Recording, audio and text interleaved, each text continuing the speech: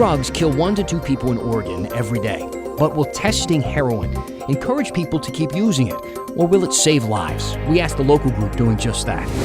And hemp brings in billions of dollars to Oregon's economy. Why this guy couldn't care less. Or your lungs start tightening up to where you can't breathe. And the city of Portland says it is time to declare a climate emergency. They're just not really sure what that's going to do yet. KGW News at 6 starts now. And we want to start right now with a story that we first brought you as breaking news at 4 o'clock, a deadly police shooting in West Salem. It happened near a Goodwill store with about 60 people inside. The store had to go into lockdown.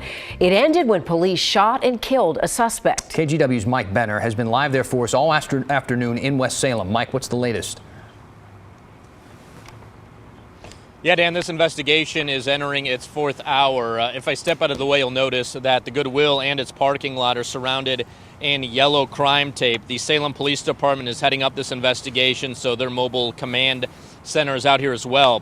Now, authorities are keeping most of the details close to the vest, but I can tell you this all happened around 1:45 this afternoon during an investigation involving Polk County's narcotics team. That team consists of folks from the Dallas, Monmouth, and Independence police departments, as well as Oregon State Police and, of course, the Polk County Sheriff's Office. Now, for whatever reason, this drug investigation led the narcotics team to the Goodwill on Edgewater Street in West Salem.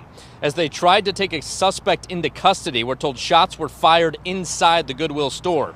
We're told the suspect, a man, was killed. I want you to take a listen to what one witness had to say. We heard some altercation. We thought it was maybe 2 people fighting inside the Goodwill. But as the guy came in, running in, the officers were right behind him, and they told him several times, get down, get down. And as they got to him, they said, he's got a gun. Then the gun went off, and we got up, bolted to the back, and ran out. Wow, scary stuff. By all accounts, a very chaotic scene. We're told somebody, unclear if it was a customer or employee, opened a back door, and a lot of people ran out of the store to another nearby business for safety. We're told that no employees or customers were injured in this officer-involved shooting, and no law enforcement officers either. Let's send it back to you. Still, Mike, a very scary situation there. Thank you. Mike Benner reporting live.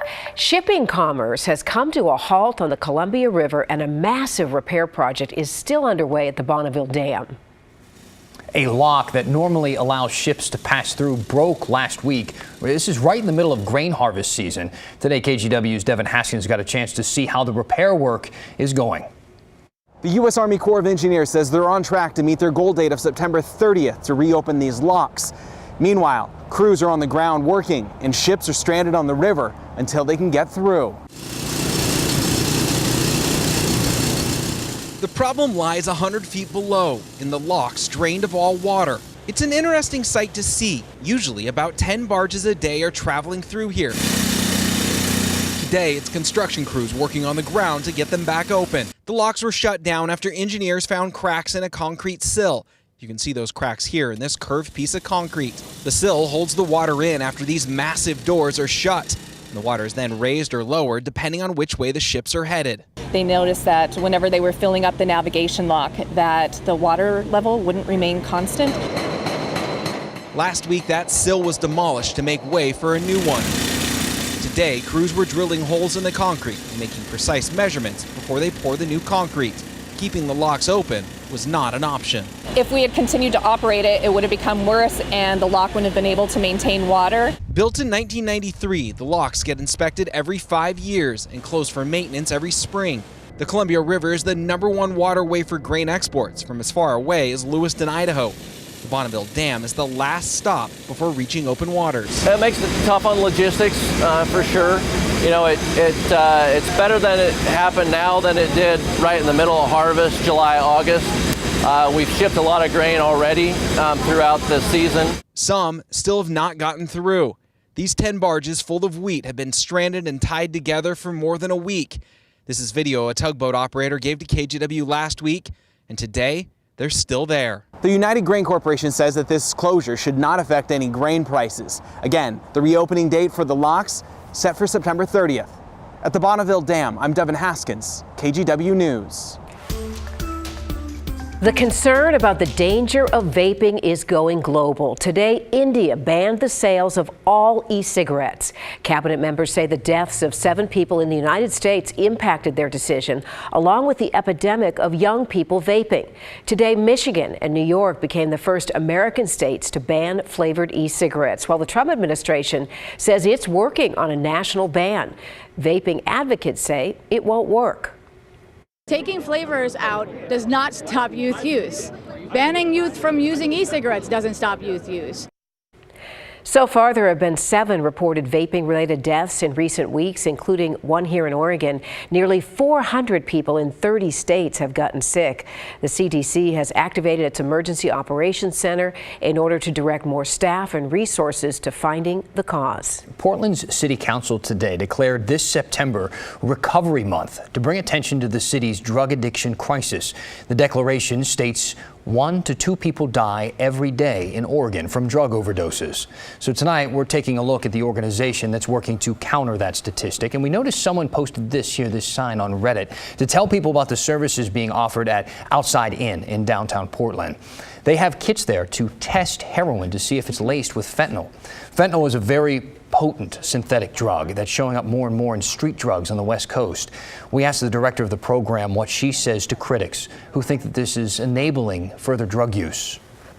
It's also very unrealistic to assume that everyone's in a place where stopping using is realistic for them, or that they have the tools to be able to do that at this time. Testing is really just allowing people to understand what is in their drugs that they're already going to be consuming. Outside Inn also hands out naloxone. You've probably heard about that a lot on the news, and that is what can reverse the effects of a drug overdose. This fall could be a season of strikes. Grocery workers and Kaiser employees have already threatened to walk out. And now Oregon Public University workers could be next, right as the fall term is set to start. Their union approved a strike last night after months of negotiating. It's scheduled to begin the last day of September. Professors and faculty members will not strike, only staff members like janitors and student service workers. The union says nearly half of those workers make less than $40,000 a year, while some university presidents make more than $500,000. The union says it will call off the strike if they make a deal on the next bargaining session, which is scheduled for Monday.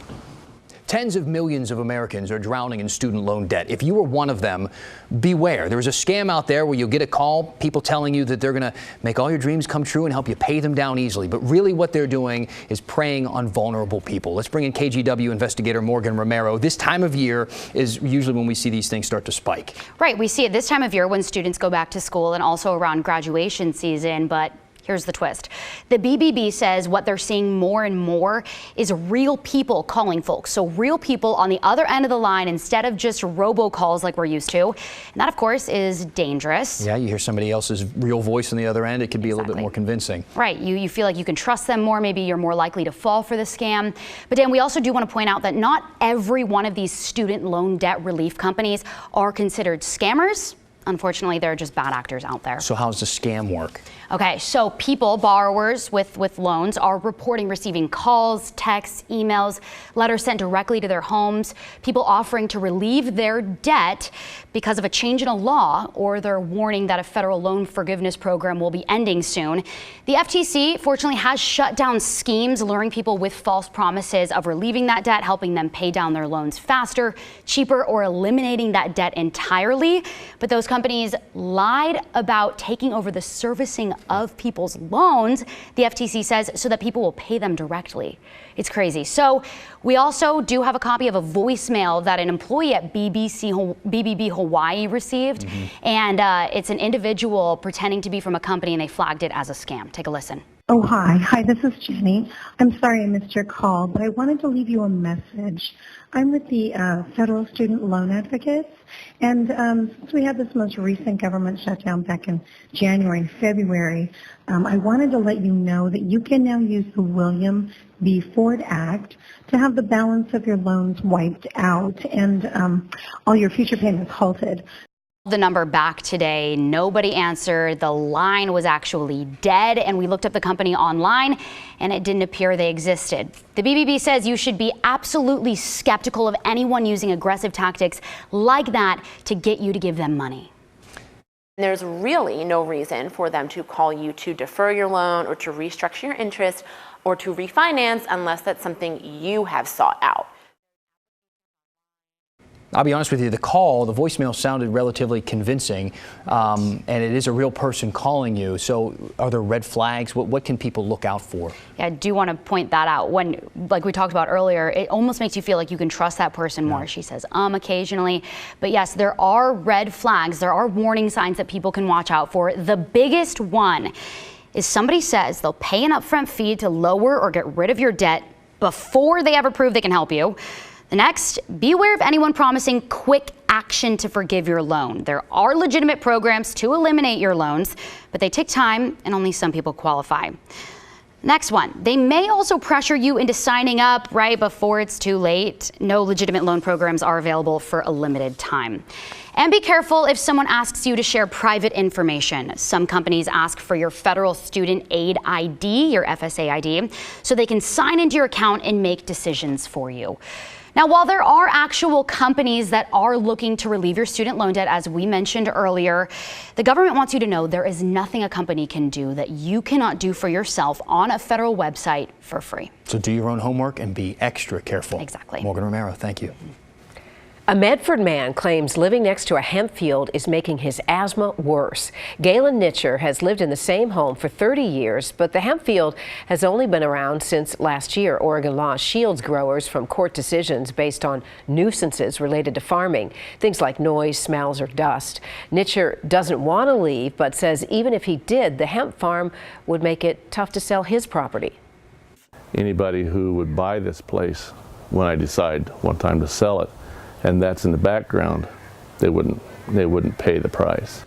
Nitcher says he hasn't talked to his doctor yet, but other doctors do say it's possible for hemp to make asthma symptoms worse. The amount of hemp in Oregon has skyrocketed in the last few years, especially after the Farm Bill decriminalized it at the federal level. Oregon Senator Jeff Merkley says that's a good thing for Oregon's economy. And the result in Oregon this year is hemp will probably, or a good chance it will be $1 billion crop. Incredible. Senator Merkley says most of those profits are coming from CBD oil. Right now, he says the FDA is taking a hands-off approach to CBD oil used in food products as long as companies don't make any health claims. So what we're seeing is the FDA is going to invest in what we anticipate will be ongoing exploration of the health benefits, and as those get documented, it may well be authorized as an official drug for other purposes or allow health claims to be made as an additive. Oregon recently became the last state on the West Coast to allow food products containing CBD.